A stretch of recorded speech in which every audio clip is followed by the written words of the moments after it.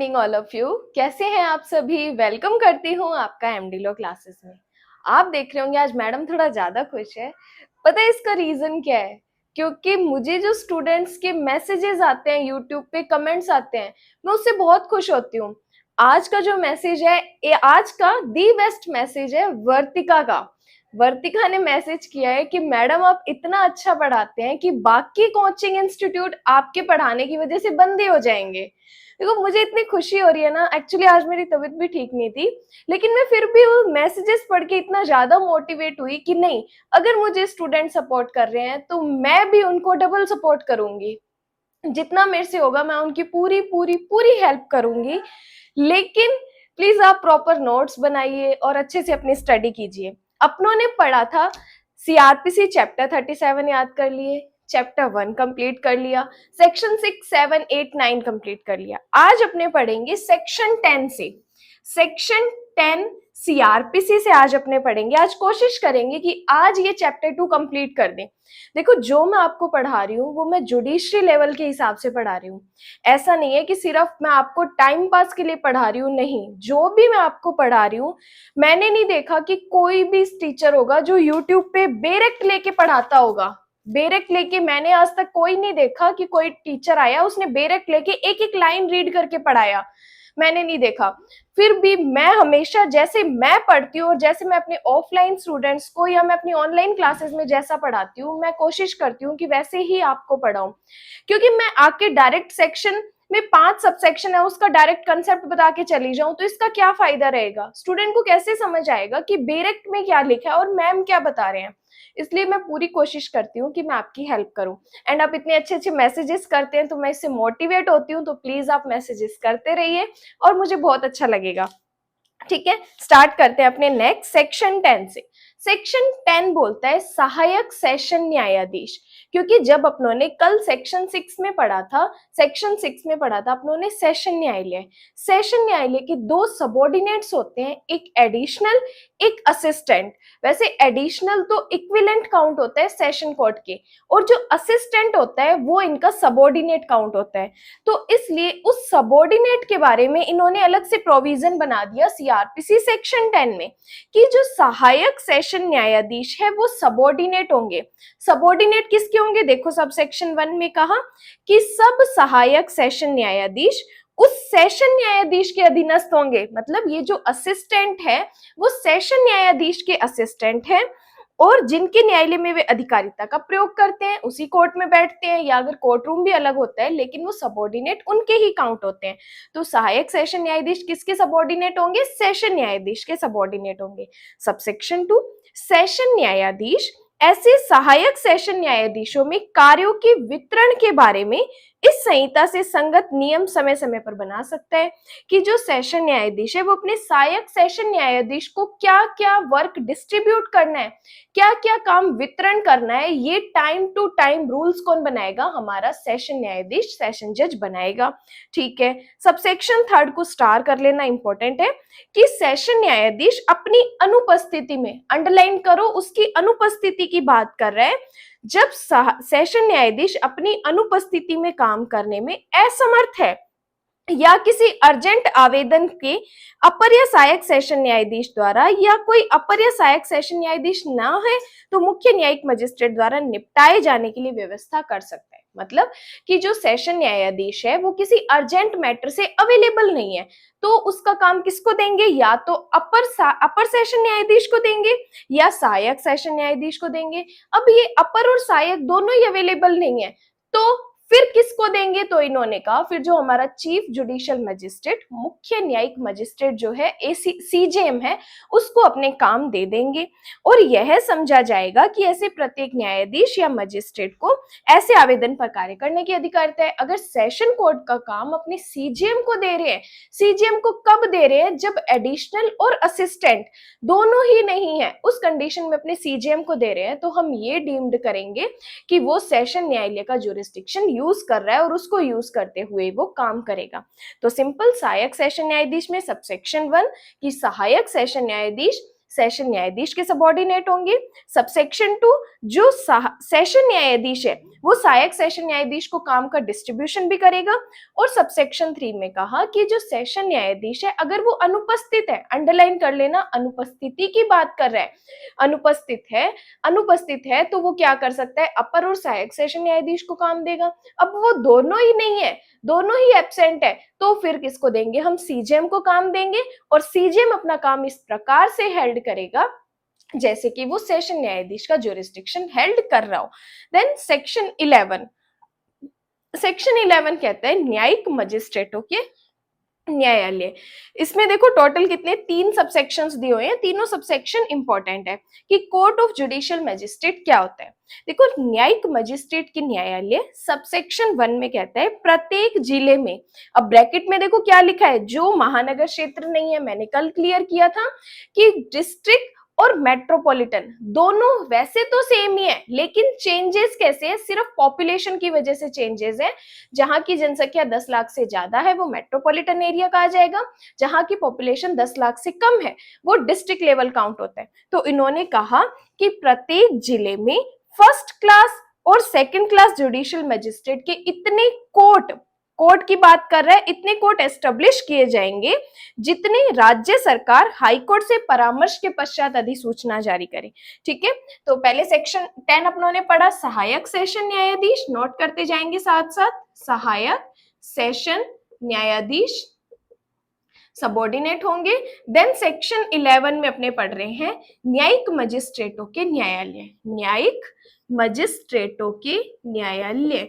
जो न्यायिक मजिस्ट्रेट जो मैं आपको बता रही हूँ, ये CJM, ACJM, first class judicial magistrate, second class judicial magistrate, ये उनकी बात कर रहे हैं, न्यायिक मजिस्ट्रेट के न्यायालय। अब देखो इन्होंने कहा कि जब हमें न्यायिक मजिस्ट्रेट के कोर्ट्स की जरूरत है तो क्या करेंगे, इन्होंने कहा कि सबसेक्शन 1 में क्या करेगी स्टेट गवर्नमेंट क्या करेगी, हाई कोर्ट से परामर्श के बाद, कंसल्टेशन के बाद इतने कोर्ट एस्टेब्लिश करेगी जितने की उस डिस्ट्रिक्ट में नीड है। तो सबसेक्शन 1 न्यायिक मजिस्ट्रेट की न्यायालय में स्टेट गवर्नमेंट हाई कोर्ट से कंसल्ट करने के बाद फर्स्ट क्लास और सेकंड क्लास जुडिशियल मजिस्ट्रेट के इतने कोर्ट स्थापित करेगी जितने की हमें आवश्यकता है। देन सबसेक्शन एक प्रोवाइडेड दे रखा है कि परंतु राज्य सरकार हाई कोर्ट से कंसल्ट के बाद किसी स्थानीय क्षेत्र के लिए प्रथम वर्ग या द्वितीय वर्ग न्यायिक मजिस्ट्रेट में एक या अधिक विशेष न्यायालय स्थापित कर सकेगी। सबसेक्शन प्रोवाइडेड में कहता है कि यदि स्पेशल मैटर्स है तो हम स्पेशल कोर्ट भी एस्टेब्लिश कर सकते हैं। ठीक है, सबसेक्शन 2 कहता है कि ऐसे न्यायालयों के पीठासीन अधिकारी हाई कोर्ट द्वारा अपॉइंट किए जाएंगे। कौन हमें अपॉइंट करेगा, सबसेक्शन 2 बोलते हैं पीठासीन अधिकारी को हाई कोर्ट अपॉइंट करेगा, पीठासीन अधिकारी को हाई कोर्ट अपॉइंट करेगा। अब देखो, अब आपको ऐसे होगा कि मैडम ये अगर हम भूल जाएं, तो नहीं भूलोगे। आप जुडिशियल पीसीएसजे की तैयारी कर रहे हैं, ठीक है, पीसीएसजे की तैयारी कर रहे हैं, तो आप सोचो कि मैं इन फ्यूचर जज बनने वाला हूँ। जज बनने के बाद मुझे कौन सी पोस्ट मिलेगी, फर्स्ट क्लास जुडिशियल मजिस्ट्रेट, या अदर स्टेट की बात करें तो सेकंड क्लास जुडिशियल मजिस्ट्रेट। तो जिस जगह पे आप जाने वाले हो, जिस कोर्ट रूम में आप बैठने वाले हो, उस कोर्ट रूम का आखिर एस्टेब्लिशमेंट कैसे हुआ, किसने उस कोर्ट रूम को स्थापित किया, तो उसको स्थापित किया स्टेट गवर्नमेंट ने। स्टेट गवर्नमेंट ने किससे कंसल्ट की, पहले हाई कोर्ट से कंसल्ट की। ठीक है, कोर्ट रूम तो स्टेट गवर्नमेंट ने कर दिया। अब आप जज बने हो तो आपको किसने अपॉइंट किया है, तो आपको अपॉइंट किया है हाई कोर्ट ने। जब आपको हाई कोर्ट ने अपॉइंट किया है तो हम आपको बोलेंगे प्रिजाइडिंग ऑफिसर, पीठासीन अधिकारी हम आपको बोलेंगे। वैसे तो आपका ऑफिशियल नाम फर्स्ट क्लास जुडिशियल मजिस्ट्रेट या सेकंड क्लास जुडिशियल मजिस्ट्रेट होगा, लेकिन आपको बोला क्या जाएगा, आप एक प्रिजाइडिंग ऑफिसर होंगे, पीठासीन अधिकारी होंगे जिन आपको हाई कोर्ट के द्वारा अपॉइंट किया गया है। ठीक है, सबसेक्शन 3 बोलते हैं कि हाई कोर्ट जब कभी उसे आवश्यक लगता है कि किसी सिविल न्यायालय के न्यायाधीश के रूप में राज्य की न्यायिक सेवा के किसी सदस्य को प्रथम वर्ग या द्वितीय वर्ग मजिस्ट्रेट की शक्तियां प्रदान कर सकता है। अब देखो सबसेक्शन 3 में बोला इन्होंने कि जो फर्स्ट क्लास जुडिशियल मजिस्ट्रेट है या सेकंड क्लास जुडिशियल मजिस्ट्रेट है, सेकेंड क्लास जुडिशियल मजिस्ट्रेट है, उसको क्या कर सकते हैं, ये सिविल जज की पावर दे सकते हैं, सिविल जज की पावर दे सकते हैं। अब देखो, जब आप फर्स्ट क्लास जुडिशियल मजिस्ट्रेट बनते हैं, मैं आपको राजस्थान की बात बता रही हूँ कि जब आप आरजीएस बनते हैं तब आपका कंप्लीट नेम होता है प्रथम वर्ग न्यायिक मजिस्ट्रेट एंड सिविल जज, एंड सिविल जज। क्यों? क्योंकि जब आप क्रिमिनल मैटर्स हेल्ड करते हो तब आपको फर्स्ट क्लास जुडिशियल मजिस्ट्रेट बोला जाता है, जब आप सिविल मैटर हैंडल करते हो तब आपको सिविल जज बोला जाता है, सिविल न्यायाधीश बोला जाता है। पर्सन तो वही है, सिर्फ काम की वजह से उनका नाम चेंज कर दिया है। तो जब आप क्रिमिनल मैटर सुनोगे तब आप फर्स्ट क्लास जुडिशियल मजिस्ट्रेट, और जब आप सिविल मैटर सुनोगे तब आप सिविल न्यायाधीश काउंट होंगे। तो ये क्या कर सकते हैं, सिविल जज की पावर को फर्स्ट क्लास को और सेकेंड क्लास को दे सकते हैं। तो यहाँ पे भी यही होता है, जो एक आरजीएस होता है वो दोनों प्रकार के मैटर सुनता है, इसलिए उसके नाम first class judicial magistrate and civil न्यायाधीश होता है। ठीक है, सिविल न्यायालय होता है। तो सेक्शन 11 क्लियर, न्यायिक मजिस्ट्रेट के न्यायालय। उसके बाद आ जाइए सेक्शन 12, मुख्य न्यायिक मजिस्ट्रेट या अपर मुख्य न्यायिक मजिस्ट्रेट। ये मैंने आपको क्लियर किया था सीजेएम कौन होता है और एसीजेएम कौन होता है। तो सबसेक्शन 1 में कहा हाईकोर्ट प्रत्येक जिले में एक फर्स्ट क्लास मजिस्ट्रेट को मुख्य न्यायिक मजिस्ट्रेट अपॉइंट करेगा। ये चीज मैंने आपको कल क्लियर की थी कि जो फर्स्ट क्लास मजिस्ट्रेट होता है उसने अपनी जॉब का इतना टाइम जितना प्रैक्टिकली बताया है कंप्लीट करने के बाद वो सीजेएम या एसीजेएम बनता है। सबसेक्शन 2 कहता है हाईकोर्ट किसी फर्स्ट क्लास मजिस्ट्रेट को अपर मुख्य न्यायिक मजिस्ट्रेट भी अपॉइंट कर सकता है। एक्चुअली फाइनल तो यही होता है, पहले वो एसीजेएम बनता है उसके बाद सीजेएम बनते हैं। और ऐसे मजिस्ट्रेट को इस संहिता के अधीन किसी अन्य विधि में मुख्य न्यायिक मजिस्ट्रेट की सब शक्तियां भी दे सकता है। बट याद रखना कि प्री का क्वेश्चन क्या निकलता है कि high court first class judicial magistrate को सीजेएम या एसीजेएम अपॉइंट कर सकता है। सेक्शन 12 में आपको इतना ही याद रखना है। देन आ जाइए सेक्शन 13, विशेष न्यायिक मजिस्ट्रेट। अब देखो, नाम से क्लियर हो रहा है कि स्पेशल जुडिशियल मजिस्ट्रेट, तो किसी स्पेशल जज है, स्पेशल मजिस्ट्रेट है, तो सिंपल सी बात है स्पेशल मैटर पर ही हेल्ड करेगा। जैसे कि आपने क्या किया, देखा कि एक आपके डिस्ट्रिक्ट में एक रेल हादसा हो गया, एक ट्रेन का एक्सीडेंट हो गया, तो उस ट्रेन के एक्सीडेंट के लिए जितना भी प्रोसीजर होगा वो एक स्पेशल जज, स्पेशल कोर्ट हैंडल करेगा। तो वो स्पेशल कोर्ट क्या हो सकते हो, उसमें फर्स्ट क्लास जुडिशियल मजिस्ट्रेट को बिठाया जाता है, फिर वो सारे स्पेशल मैटर ही हेल्ड करता है, फिर वो जो नॉर्मल मैटर्स होते हैं फिर वो उनकी सुनवाई नहीं करता, स्पेशल मैटर्स ही हेल्ड करते हैं। जैसे अपने पढ़ते हैं इसमें आगे कि यदि सेंट्रल गवर्नमेंट या स्टेट गवर्नमेंट हाईकोर्ट से ऐसा करने के लिए अनुरोध करती है तो हाईकोर्ट किसी व्यक्ति को जो सरकार के अधीन पद धारण करता है या जिसने कोई पद धारण किया है, सेकंड क्लास मजिस्ट्रेट को इस संहिता द्वारा अधीन प्रदत्त की जा सकने वाली सभी शक्तियां प्रदान कर सकता है। तो सेंट्रल गवर्नमेंट या स्टेट गवर्नमेंट कैसा करेगा, हाईकोर्ट से ऐसा करने के लिए कह सकता है कि हाईकोर्ट किसी ऐसे लोक सेवक को स्पेशल मजिस्ट्रेट की शक्तियां प्रदान करे। तो एक मजिस्ट्रेट को स्पेशल मजिस्ट्रेट भी बनाया जा सकता है। ठीक है, लेकिन इसमें कहा प्रोवाइडेड, कहता है कि ऐसी किसी शक्ति को प्रदान नहीं की जाएगी जब तक कि उसके पास एलएलबी की डिग्री ना हो। मैं आपको सिंपल बता रही हूँ, इन्होंने कहा कि विधिक मामलों के संबंध में ऐसी अहर्ता या अनुभव नहीं है। मतलब विधिक सहायता में आपके लिए सबसे पहले आपके पास क्या होनी चाहिए, एलएलबी की डिग्री होनी चाहिए। जब आप स्पेशल मजिस्ट्रेट किसी पब्लिक सर्वेंट को भी बना रहे हो तो उसके पास एलएलबी की डिग्री होनी चाहिए। वैसे तो ये फर्स्ट क्लास या सेकंड क्लास को ही स्पेशल मजिस्ट्रेट बनाते हैं, लेकिन अगर किसी पब्लिक सर्वेंट को भी, पब्लिक ऑफिसर को भी बनाया जाता है तो आपके पास क्या होनी चाहिए, एलएलबी की डिग्री होनी चाहिए। सबसेक्शन 2 बोलते हैं कि ऐसे मजिस्ट्रेट विशेष न्यायिक मजिस्ट्रेट कहलाएंगे और एक समय में 1 वर्ष से अनधिक, अंडरलाइन करो, 1 वर्ष से अनधिक की इतनी अवधि के लिए नियुक्त किए जाएंगे जितने हाईकोर्ट साधारण या विशेष आदेश से अपॉइंट करे। मतलब जब उनको स्पेशल मजिस्ट्रेट अपॉइंट करेंगे तो 1 साल के लिए अपॉइंट होते हैं। 1 साल के लिए जो स्पेशल मैटर्स होते हैं उनको 1 साल के अंदर उस स्पेशल मैटर्स को कंप्लीट सॉर्ट आउट करना होता है। सबसेक्शन 3 कहता है कि हाईकोर्ट किसी विशेष न्यायिक मजिस्ट्रेट को अपनी स्थानीय अधिकारिता के बाहर किसी महानगर क्षेत्र के संबंध में महानगर की शक्तियों का प्रयोग करने के लिए सशक्त कर सकता है। तो हाईकोर्ट क्या कर सकता है, स्पेशल जुडिशियल मजिस्ट्रेट को किसी मेट्रोपॉलिटन एरिया में भी अपॉइंट कर सकता है। तो सेक्शन 13 विशेष न्यायिक मजिस्ट्रेट। अब आते हैं सेक्शन 14। सेक्शन 14 कहता है न्यायिक मजिस्ट्रेटों की स्थानीय अधिकारिता। तो इसमें आप सिंपल यही याद रखिए कि हाईकोर्ट के कंट्रोल में रहते हुए मुख्य न्यायिक मजिस्ट्रेट समय समय पर स्थानीय सीमाओं को परिनिश्चित कर सकता है। सेक्शन 12 में, सेक्शन 14 में की लाइन लिख लीजिए कि हाईकोर्ट के कंट्रोल में रहते हुए मुख्य न्यायिक मजिस्ट्रेट समय समय पर स्थानीय सीमाओं को परिनिश्चित कर सकता है। उसके बाद आप आ जाइए सेक्शन 15 पे। सेक्शन 15 कहता है न्यायिक मजिस्ट्रेटों का अधीनस्थ होना, कि जो फर्स्ट क्लास जुडिशियल मजिस्ट्रेट होते हैं, सेकंड क्लास जुडिशियल मजिस्ट्रेट होते हैं, वो सीजेएम के कंट्रोल में रहते हैं, एसीजेएम भी सीजेएम के कंट्रोल में रहेगा। कि प्रत्येक मुख्य महानगर मजिस्ट्रेट सेशन न्यायाधीश के अधीनस्थ होंगे। इन्होंने कहा कि जो सीजेएम होगा वो सेशन कोर्ट के कंट्रोल में रहेंगे और बाकी जितने भी जुडिशियल मजिस्ट्रेट है वो सेशन कोर्ट के कंट्रोल में रहते हुए मुख्य न्यायिक मजिस्ट्रेट के कंट्रोल में रहेंगे। जैसे ये सीजीएम है, ये सीजीएम किसकी कंट्रोल में रहेगा, सेशन कोर्ट की कंट्रोल में रहेगा, ठीक है। लेकिन बाकी जितने भी अदर जुडिशियल मजिस्ट्रेट है, जैसे फर्स्ट क्लास हो गया, सेकंड क्लास हो गया, एसीजेएम हो गया, ये किसके कंट्रोल में रहेंगे, सेशन कोर्ट की कंट्रोल में रहते हुए, सेशन कोर्ट की कंट्रोल में रहते हुए सीजेएम की कंट्रोल में रहेंगे। इन दोनों का कंट्रोल बाकी इन सब पर होगा, ये इनके सबऑर्डिनेट होंगे। उसके बाद आ जाइए मेट्रोपॉलिटन मजिस्ट्रेट की कोर्ट्स, महानगर मजिस्ट्रेट के न्यायालय। महानगर मजिस्ट्रेट मैंने आपको बताया था जहां की पॉपुलेशन 10 लाख से ज्यादा हो, वो एरिया क्या हो जाएगा, मेट्रोपॉलिटन मजिस्ट्रेट काउंट होगा। वो एरिया मेट्रोपॉलिटन मजिस्ट्रेट काउंट होगा, जिसमें सबसेक्शन 1 में कहा कि प्रत्येक महानगर क्षेत्र में महानगर मजिस्ट्रेट के इतने कोर्ट एस्टेब्लिश किए जाएंगे जो स्टेट गवर्नमेंट हाई कोर्ट से कंसल्ट के बाद बताए।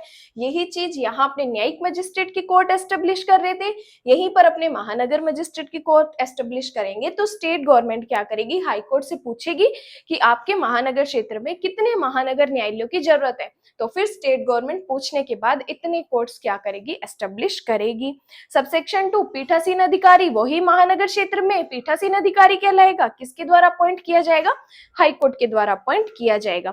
सबसेक्शन 3 प्रत्येक महानगर मजिस्ट्रेट की अधिकारिता की शक्तियों का विस्तार महानगर क्षेत्र में होगा।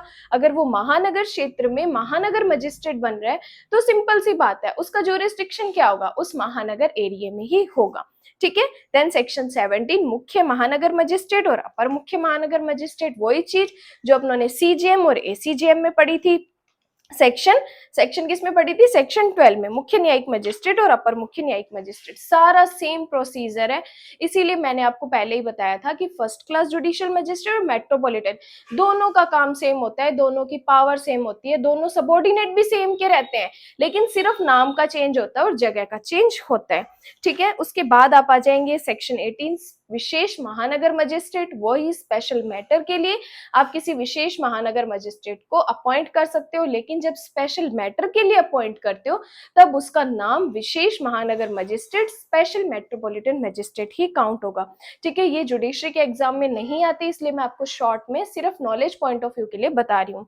सेक्शन 19 महानगर मजिस्ट्रेट किसके सबऑर्डिनेट रहेंगे, वही जो अपनों ने पढ़ा था, ये सीजीएम था तो इसको अपने बोलते हैं सीएमएम। सीएमएम किसके कंट्रोल में रहेगा, सेशन कोर्ट के, और बाकी एसीएमएम, ठीक है, या फर्स्ट क्लास जुडिशियल मजिस्ट्रेट, ठीक है, या सेकंड क्लास जुडिशियल मजिस्ट्रेट, ये सारे किसके कंट्रोल में रहेंगे, सीएमएम के कंट्रोल में रहते हुए सेशन कोर्ट के कंट्रोल में रहेंगे, सेम वही चीज।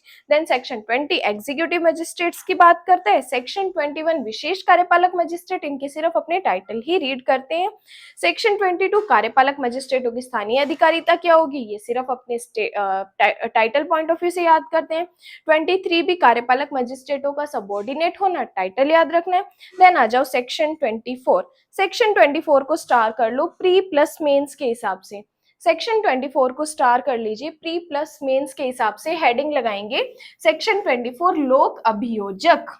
लोक अभियोजक पब्लिक प्रोसिक्यूटर, आपने सुना होगा कि ये तो सरकारी वकील है, सुना है ना आपने कि लोग बोलते हैं जब अपने एलएलबी कर लेते हैं और कोर्ट ज्वाइन करते हैं तो अपनों से पूछते हैं कि क्या सरकारी वकील बन गए। उनको तो नहीं पता कि सरकारी वकील बनाऊं या प्राइवेट वकील बनाऊं, ये चीजें उनको नहीं पता होती। जब भी आपसे कभी कोई ऐसा क्वेश्चन पूछता है कि आप सरकारी वकील बने हैं, उनको बोलिए कि सर मैंने अभी कोर्ट ज्वाइन किया है, सरकारी वकील तो 7 साल की प्रैक्टिस के बाद बनता है, सरकारी वकील 7 साल की प्रैक्टिस के बाद बनते हैं, तब अभी मैं सिर्फ प्राइवेट वकील ही हूं, लेकिन देखा जाए तो सरकारी वकील से अच्छा कमाता हूं।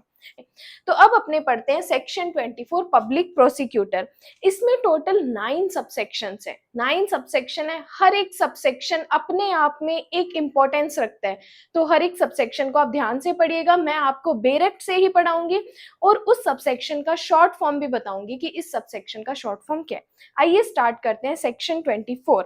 सेक्शन 24 बोलते हैं सबसेक्शन 1, प्रत्येक हाई कोर्ट के लिए सेंट्रल गवर्नमेंट या स्टेट गवर्नमेंट उस हाई कोर्ट से कंसल्ट के बाद क्या करेंगे, पहले तो अपनों को हाई कोर्ट के लिए चाहिए कौन, सेंट्रल गवर्नमेंट या स्टेट गवर्नमेंट। हाई कोर्ट से कंसल्ट करने के बाद सेंट्रल गवर्नमेंट या स्टेट गवर्नमेंट की ओर से उसे हाई कोर्ट में किसी अभियोजन, अपील या अन्य कार्यवाही के संचालन के लिए एक पीपी अपॉइंट करेगी या एक या अधिक अपर लोक अभियोजक अपॉइंट करेगी। देखो सबसेक्शन 1 कहता है कि अपनों को किस लिए चाहिए, अपनों को हाई कोर्ट के लिए पीपी और एडीपीपी चाहिए, ठीक है। अब हाई कोर्ट के लिए चाहिए तो सेंट्रल गवर्नमेंट और स्टेट गवर्नमेंट, सेंट्रल गवर्नमेंट और स्टेट गवर्नमेंट क्या करेगी, हाई कोर्ट से कंसल्ट करेगी, क्या करेगी, हाई कोर्ट से परामर्श करेगी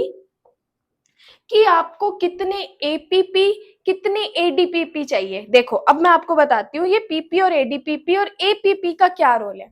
सबसे पहले ये 3 लोग होते हैं, एक होता है लोक अभियोजक, ये सारा समझिएगा, ये आपको बहुत कंफ्यूजन करने वाला है, इसीलिए स्टार्टिंग में ही ये कंफ्यूजन क्लियर कीजिए। एक होता है लोक अभियोजक, एक होता है लोक अभियोजक, एक होता है अपर लोक अभियोजक, एक होता है अपर लोक अभियोजक एक होता है अपर लोक अभियोजक, ठीक है। एक होता है सहायक लोक अभियोजक, सहायक लोक अभियोजक, ठीक है। अब इनको इंग्लिश में बोलते हैं, इसको बोलते हैं पब्लिक प्रोसिक्यूटर।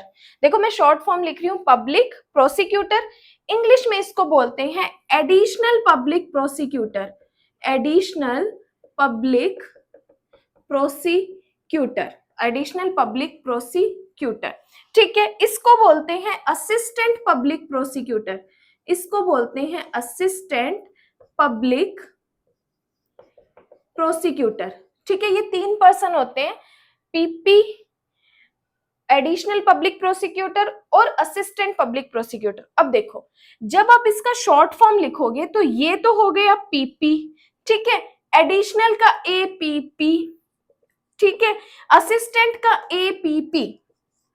अब आपको इसमें पता कैसे चलेगा कि ये जो एपीपी है वो एडिशनल की बात कर रहे हैं या अपर की बात कर रहे हैं, ये एपीपी सहायक या असिस्टेंट की बात कर रहे हैं।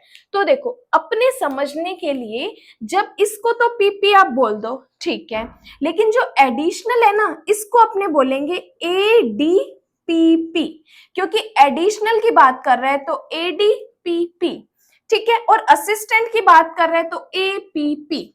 तो एपीपी सिर्फ डिफरेंस इतना सा रखना है, जो अपर लोक अभियोजक होते हैं, एडिशनल पब्लिक प्रोसिक्यूटर होते हैं, उनको शॉर्ट में मैं बोलूंगी एडीपीपी।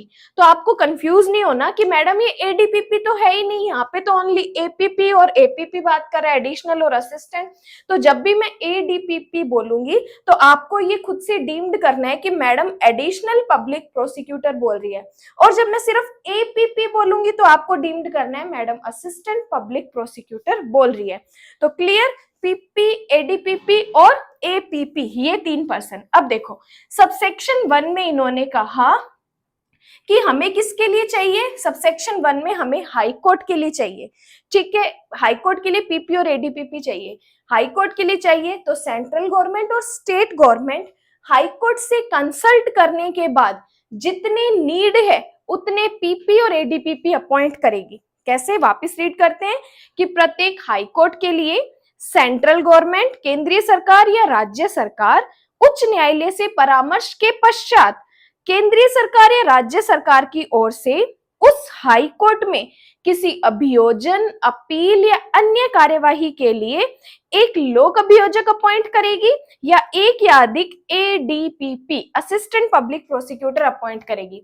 तो हाई कोर्ट, सेंट्रल गवर्नमेंट और स्टेट गवर्नमेंट कंसल्टेशन के बाद, हाई कोर्ट से कंसल्टेशन के बाद पीपी और एडीपीपी अपॉइंट करेगी।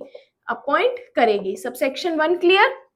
कोई डाउट हो तो कमेंट्स में कर दीजिएगा, मैं उसका रिप्लाई कर दूंगी। देन आते हैं सबसेक्शन 2। सबसेक्शन 2 बोलता है कि सेंट्रल गवर्नमेंट, केंद्रीय सरकार किसी जिले या स्थानीय क्षेत्र में किसी मामले या वर्ग के किसी संचालन के प्रयोजन के लिए एक या अधिक पीपी अपॉइंट करेगी।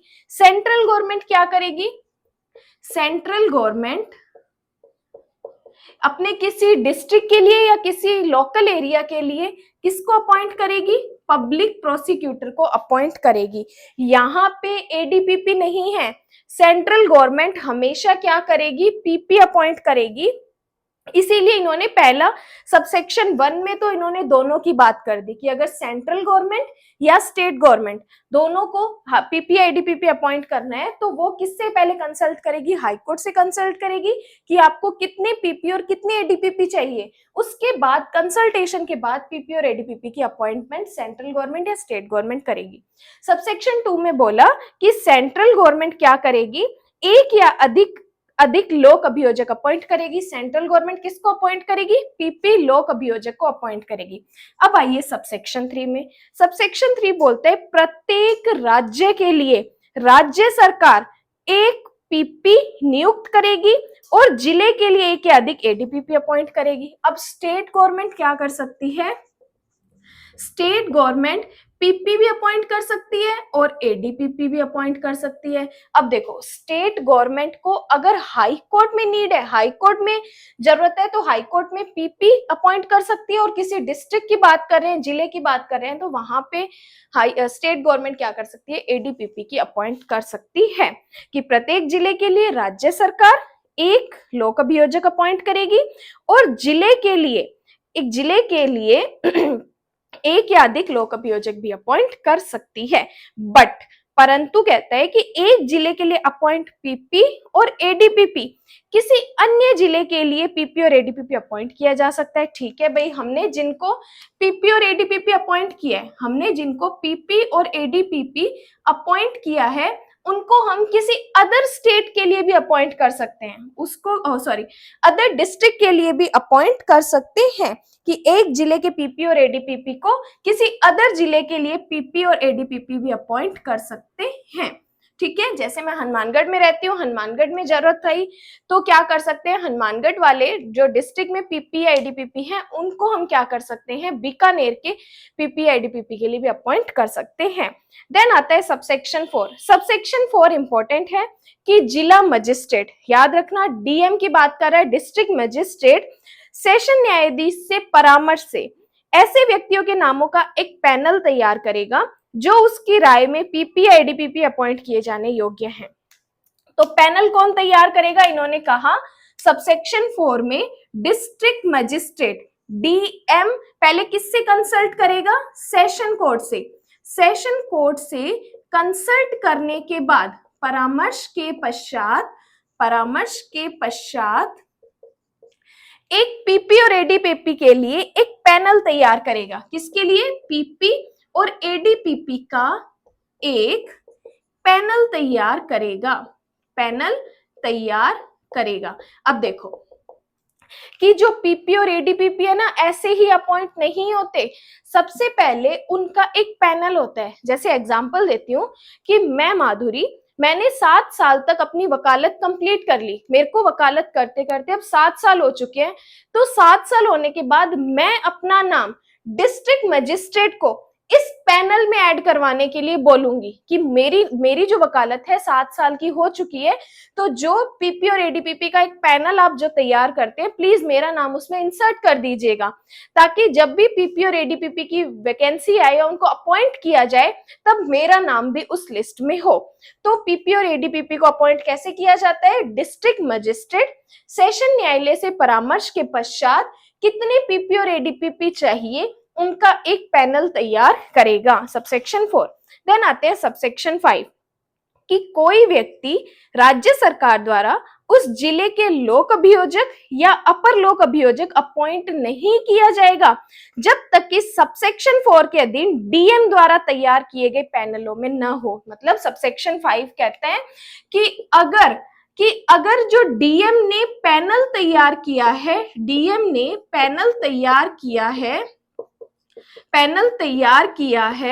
उसमें नाम नहीं है, तो उसको पीपी और एडीपीपी के लिए अपॉइंट नहीं किया जाएगा। सबसेक्शन 5 कहता है कि अगर जो डीएम ने सेशन न्यायालय से कंसल्ट करने के बाद जो एक पैनल तैयार किया, अगर उस पैनल में उसका नाम नहीं है, तो उसको पीपी या एडीपीपी अपॉइंट नहीं किया जाएगा। देन सबसेक्शन 6 कहते हैं कि सबसेक्शन 5 में किसी बात के होते हुए भी जहां किसी राज्य में अभियोजन अधिकारियों का नियमित काडर है, अगर इन्होंने कहा सबसेक्शन 5 में इन्होंने कहा कि अगर इस पैनल में नाम नहीं है तो हम आपको पीपी एडीपीपी अपॉइंट नहीं करेंगे। लेकिन सबसेक्शन 6 कहता है कि अगर किसी राज्य में अभियोजन अधिकारियों का नियमित काडर है, वहां स्टेट गवर्नमेंट ऐसा काडर गठित करने वाले व्यक्तियों में से पीपी या एडीपीपी अपॉइंट करेगी। अब देखो सबसेक्शन 6 में कहा कि अगर इसमें जो कुछ भी कहा हुआ है उसको साइड रख दीजिए। फर्स्ट प्रायोरिटी किसको दी जाएगी? अभियोजन अधिकारियों के नियमित काडर को, अभियोजन अधिकारियों के नियमित काडर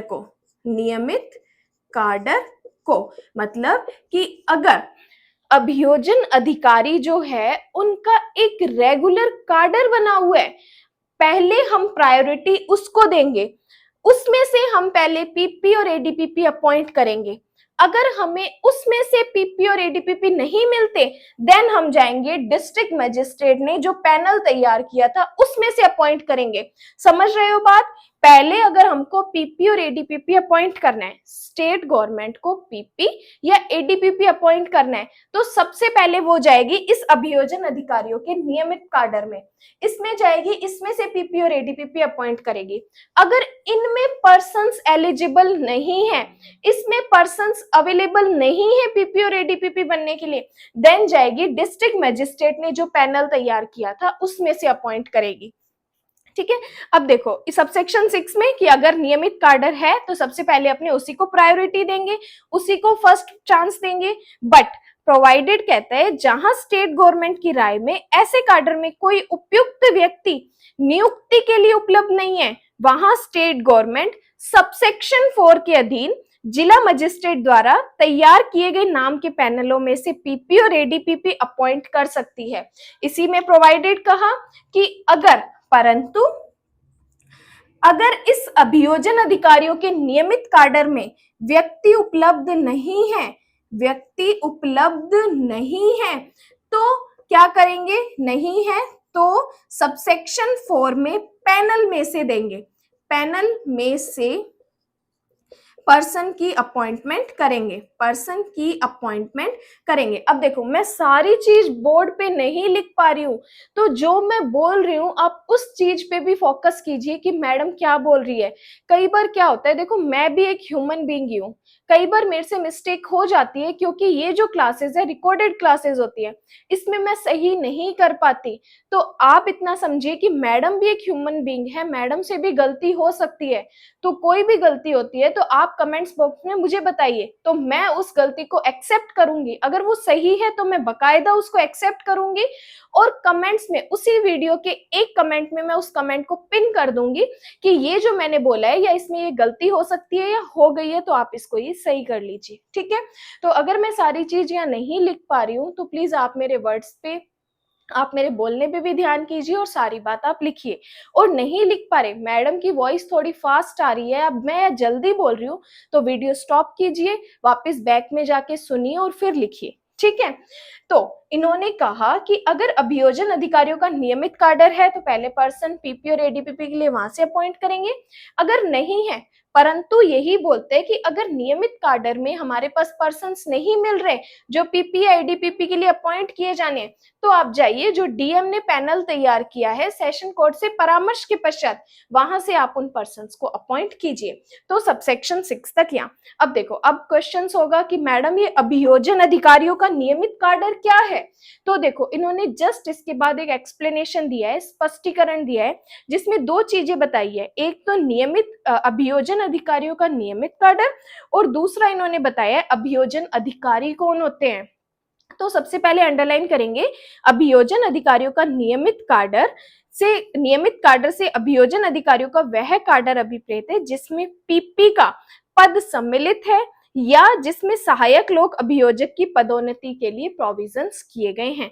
अब याद रखना, अभी सिर्फ अपने पीपी और एडीपीपी ही पढ़ रहे हैं, अभी आगे मैं आपको एपीपी असिस्टेंट पब्लिक प्रोसिक्यूटर भी पढ़ाऊंगी, तो वीडियो में कंटिन्यू रहिए। ये चैप्टर 2 जो है वो मैं आज आपको कंप्लीट करके ही भेजूंगी। फिर आगे कोशिश करूंगी, मुझे स्टूडेंट्स का मोटिवेशन दिखेगा कि हाँ स्टूडेंट्स बहुत ज्यादा पढ़ रहे हैं, वीडियो को बहुत ज्यादा लाइक कर रहे हैं, तो मैं आगे भी सीआरपीसी कंप्लीट कोशिश करूंगी कि पढ़ाऊं। जैसे मैंने एविडेंस एक्ट पढ़ाया है, अगर आपको नहीं पता कि मैंने एविडेंस एक्ट भी फुल पढ़ा रखा है यूट्यूब पे, क्योंकि एविडेंस एक्ट बहुत टिपिकल है, बहुत स्टूडेंट्स के मैसेज आए थे मुझे, उन्होंने मुझे डीएम तक भी किया था कि मैडम प्लीज एविडेंस एक्ट पढ़ा दीजिए, तो मैंने उनके मोटिवेशन को देख के यूट्यूब पर कंप्लीट एविडेंस एक्ट पढ़ा रखा है, कंप्लीट प्लेलिस्ट बनी हुई है, तो वहां से आप एविडेंस एक्ट पढ़ भी सकते हैं और साथ के साथ अपने नोट्स भी बना सकते हैं। ठीक है, तो यहाँ तक अपनों पढ़ा सबसेक्शन 6।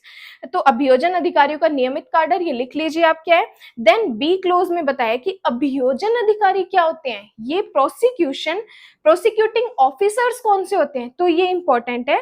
प्रोसिक्यूटिंग ऑफिसर्स में लोक अभियोजक, अपर लोक अभियोजक या सहायक लोक अभियोजक के कृत्यों का निर्वहन करने के लिए अधीन नियुक्त किया गया व्यक्ति अभिप्रेत है, चाहे वे किसी भी नाम से ज्ञात है। तो आपको सिर्फ इतना याद रखना है कि अभियोजन अधिकारी में कौन कौन आते हैं, प्रोसिक्यूटिंग ऑफिसर्स में कौन कौन आते हैं, पीपी, एडीपीपी और APP, public prosecutor, additional public prosecutor, assistant public prosecutor, अभियोजन अधिकारियों में ये सब आते हैं। देन आते हैं सबसेक्शन 7। सबसेक्शन 7 और सबसेक्शन 8 दोनों मोस्ट इंपॉर्टेंट है, स्टार कर लेना प्री के लिए। सबसेक्शन 7 कहते हैं कि कोई भी व्यक्ति सबसेक्शन 1, सबसेक्शन 2, सबसेक्शन 3 और सबसेक्शन 6 के लिए लोक अभियोजक या अपर लोक अभियोजक तब तक अपॉइंट नहीं किया जाएगा, किए जाने का पात्र तभी होगा जब वह कम से कम 7 साल तक अधिवक्ता के रूप में विधि व्यवसाय करता रहा हो।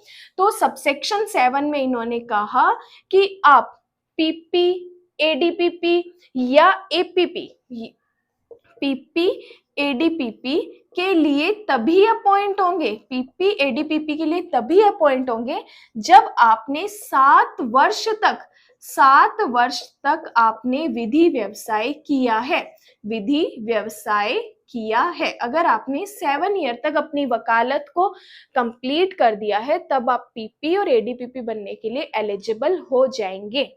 ठीक है, सबसेक्शन 7। सबसेक्शन 8 कहता है कि सेंट्रल गवर्नमेंट या स्टेट गवर्नमेंट किसी मामले या किसी वर्ग के मामले के प्रयोजन के लिए किसी अधिवक्ता को जो कम से कम 10 साल तक, अंडरलाइन करो 10 वर्ष तक विधि व्यवसाय करता रहा हो, विशेष लोक अभियोजक अपॉइंट कर सकती है।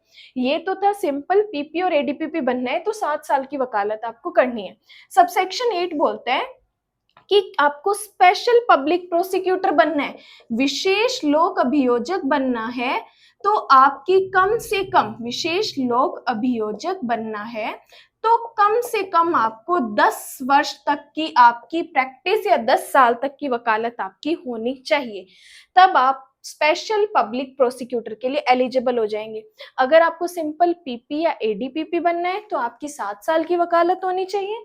अगर आपको स्पेशल पब्लिक प्रोसिक्यूटर, अभी ये मैम स्पेशल पब्लिक प्रोसिक्यूटर क्या होते हैं, तो ये अपनों ने सेक्शन 13 और सेक्शन 18, सेक्शन 13 में अपनों ने पढ़ा था न्यायिक विशेष न्यायिक मजिस्ट्रेट, विशेष न्यायालय जो अपनों ने पढ़ा था, ठीक है, उसमें सेक्शन 13 में स्पेशल कोर्ट्स को अपनों ने एस्टेब्लिश किया था, सेक्शन 8 में विशेष महानगर मजिस्ट्रेट को अपनों ने अपॉइंट किया था। वैसे ही उन स्पेशल कोर्ट्स के लिए एक स्पेशल पब्लिक प्रोसिक्यूटर भी होते हैं जो किसी स्पेशल मैटर के लिए अपॉइंट किया जाता है, जो स्पेशल मैटर है 1 साल तक उनको पूरा करना होता है। तो स्पेशल मैटर्स के लिए स्पेशल पब्लिक प्रोसिक्यूटर अपॉइंट होना है तो आपकी 10 साल की वकालत होनी चाहिए।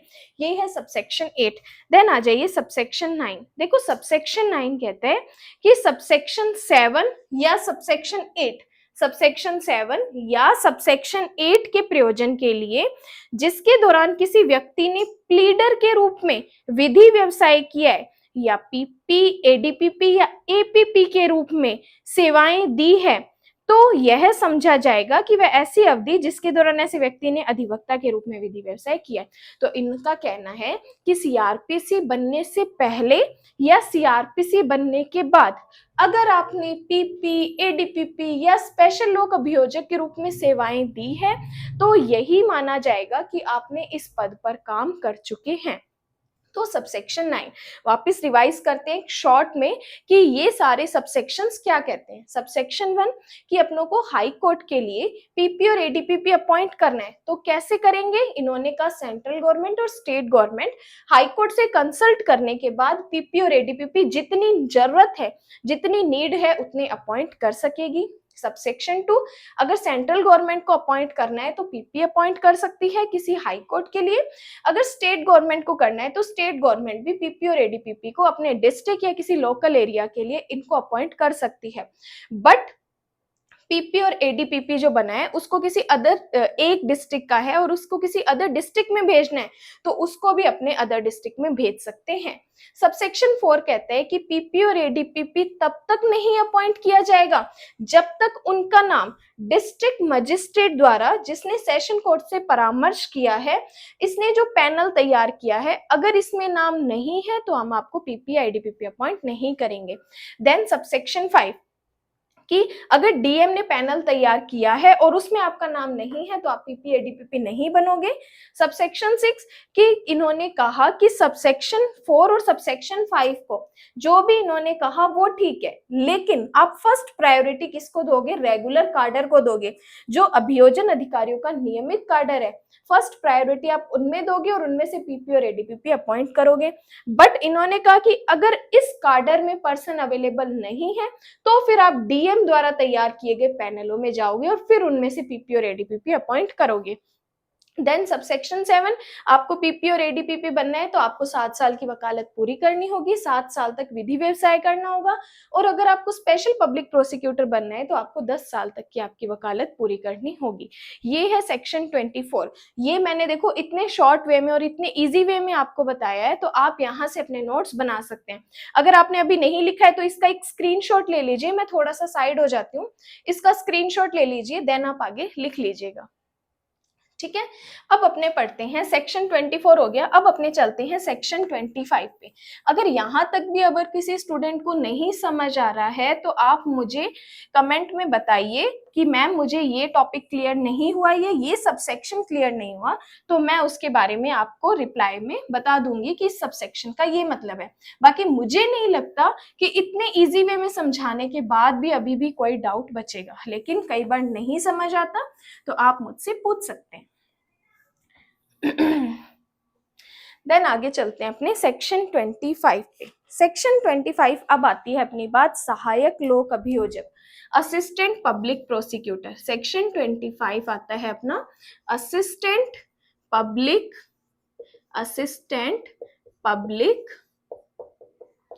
Prosecutor, assistant public prosecutor. सहायक लोक अभियोजक, सहायक लोक अभियोजक। आप सभी साथ में पढ़ रहे हैं तो आप सभी के पास बेरेक्ट है ना? बेरेक्ट होनी बहुत जरूरी है, नहीं तो समझ ही नहीं आएगा कि मैडम कौन सा सब सेक्शन पढ़ रही है, कौन से सेक्शन पर पहुंच चुकी है।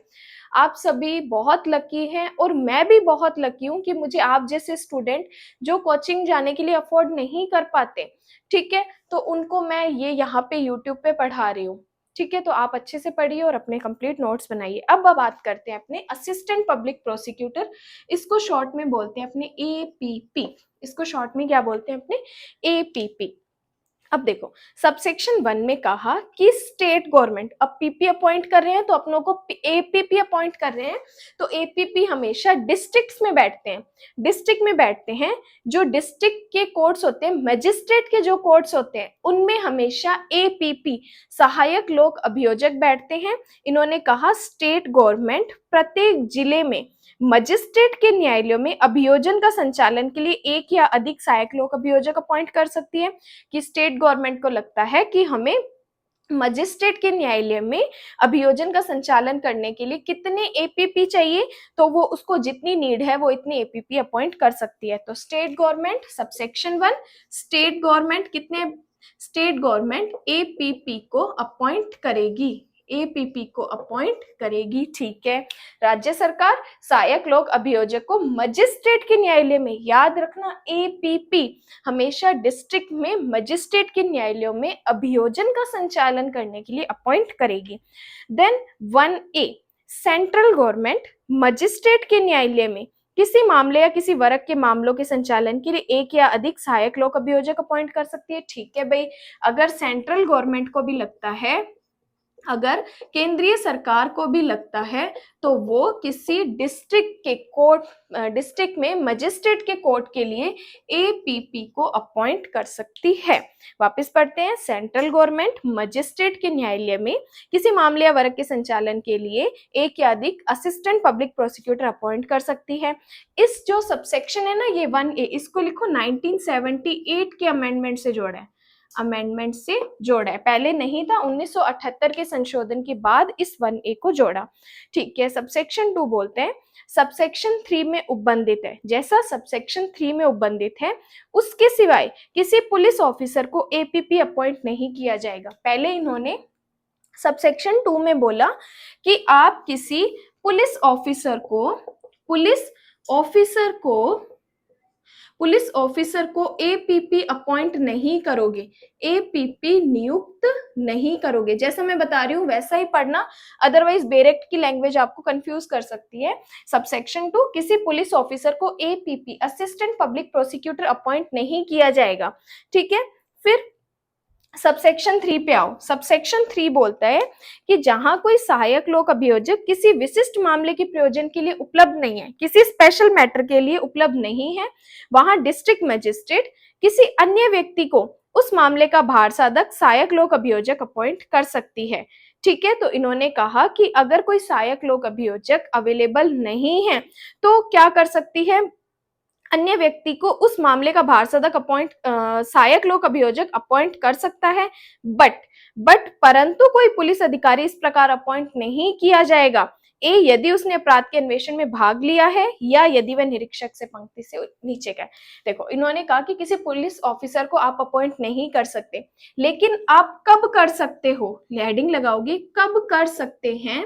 तो इन्होंने बोला कि अगर उस पुलिस ऑफिसर ने उस मैटर का, उस मामले का अन्वेषण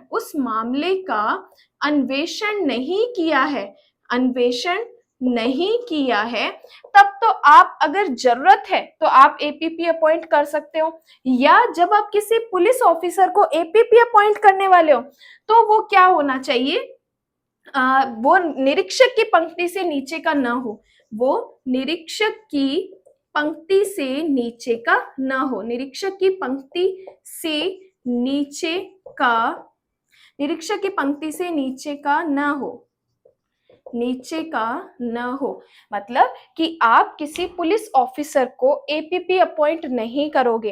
अगर करते हो तो उस मैटर में उसका इन्वेस्टिगेशन में कोई रोल नहीं होना चाहिए, उसने उस मैटर में कोई भी प्रकार का अन्वेषण नहीं किया, या आप कर रहे हो तो वह निरीक्षक की पंक्ति से ऊपर का होना चाहिए, ये निरीक्षक की पंक्ति से नीचे का नहीं होना चाहिए, इंस्पेक्टर की रैंक से ऊपर का होना चाहिए, तभी आप उसको किसी मैटर में APP assistant public prosecutor appoint कर सकते हो। तो यहां से एक प्री का क्वेश्चन निकलता है कि क्या एक पुलिस ऑफिसर को एपीपी अपॉइंट किया जा सकता है, तो पहले आंसर होगा नहीं।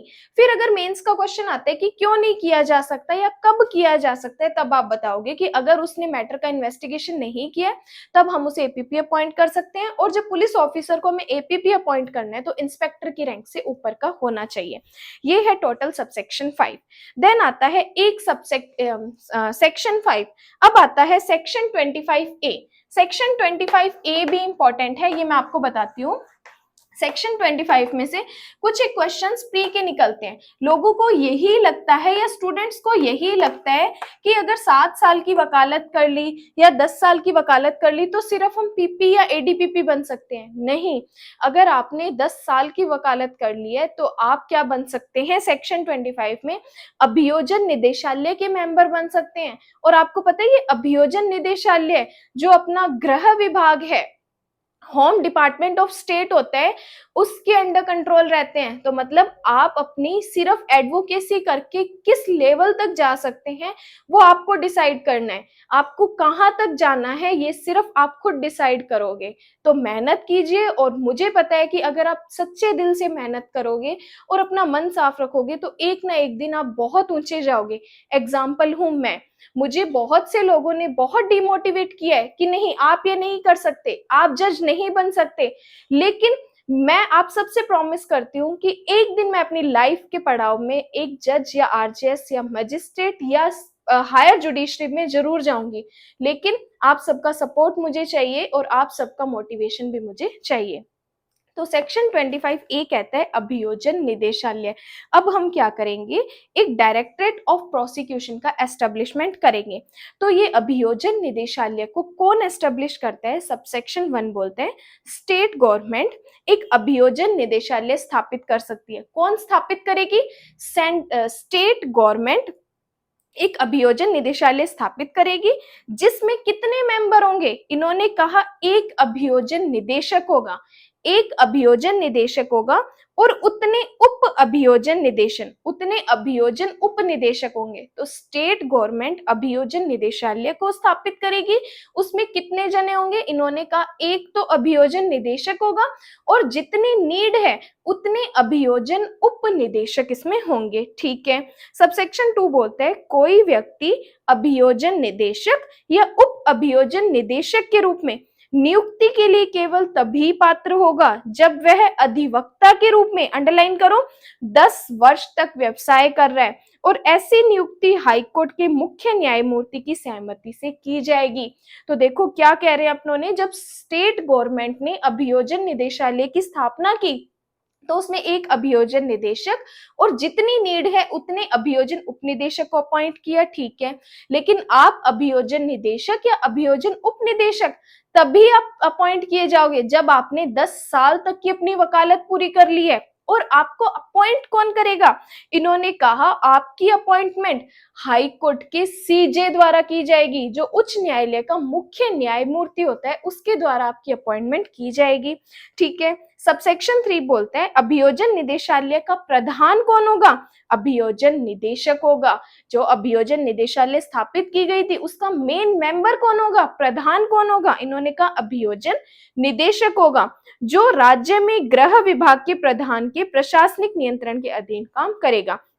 तो किसके अधीन वो काम करेगा, राज्य में गृह विभाग के प्रधान के रूप में प्रशासनिक नियंत्रण के अधीन वो अपने काम करेगा। ठीक है। सबसेक्शन 4 बोलते हैं प्रत्येक अभियोजन उपनिदेशक अभियोजन निदेशक के अधीनस्थ होंगे। देखो जो अभियोजन निदेशक होगा ना उसके कंट्रोल में कौन रहेगा, जो अभियोजन उप निदेशक अपनों ने अपॉइंट किया था वो अभियोजन निदेशक के कंट्रोल में रहेगा।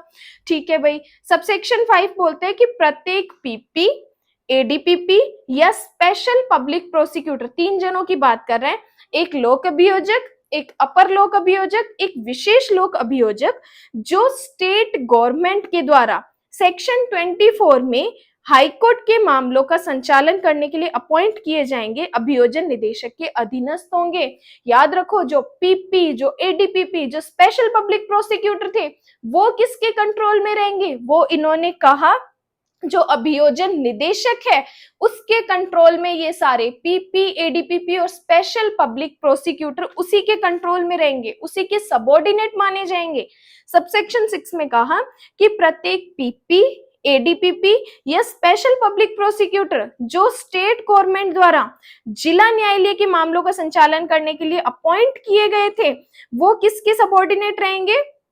जिसमें एपीपी भी है, वो किसके सबऑर्डिनेट रहेंगे? वो सहायक अभियोजन उपनिदेशक के सबऑर्डिनेट रहेंगे। अब देखो, अपनों ने क्या किया था? अभियोजन निदेशालय स्थापित किया। ठीक है, अभियोजन निदेशालय स्थापित किया। किसने स्थापित किया? राज्य सरकार ने किया। ठीक है, इसमें कौन दो पर्सन होंगे? एक होगा अभियोजन निदेशक, एक होगा अभियोजन निदेशक और एक होगा अभियोजन उपनिदेशक, अभियोजन उपनिदेशक।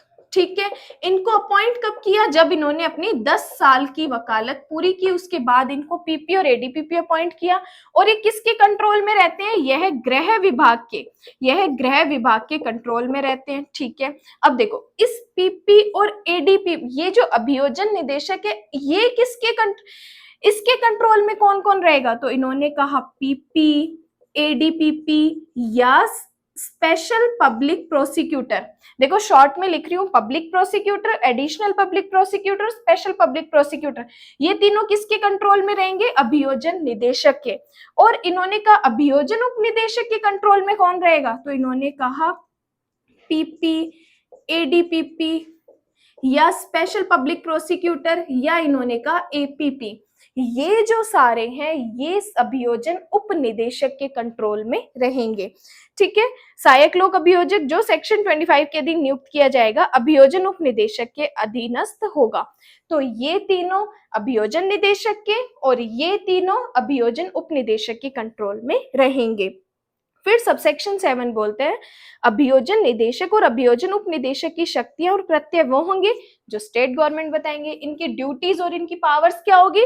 कौन बताएगा? जो स्टेट गवर्नमेंट इनको बताएगी। ठीक है, सबसेक्शन 8 बोलते हैं लोक अभियोजक की कृत्यों का पालन करने में इस धारा के उपबंध राज्य के महाधिवक्ता को लागू नहीं होंगे।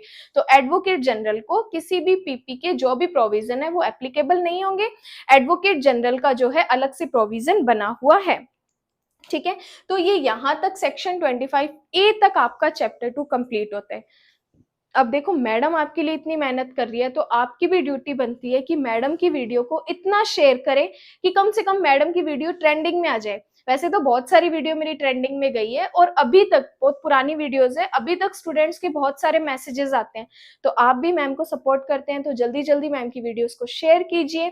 जो मैडम लाइव प्रीमियर लगाती है उसमें मैम की क्लासेस ज्वाइन करें और सब्सक्राइब नहीं किया तो सब्सक्राइब करवाइए। जिन स्टूडेंट्स को सीआरपीसी, एविडेंस एक्ट नहीं समझ में आता, स्पेशली वो हिंदी मीडियम में है, तो उनके साथ ये चैनल आप शेयर कर सकते हैं। And thank you so much आप सबकी इतनी सपोर्ट के लिए।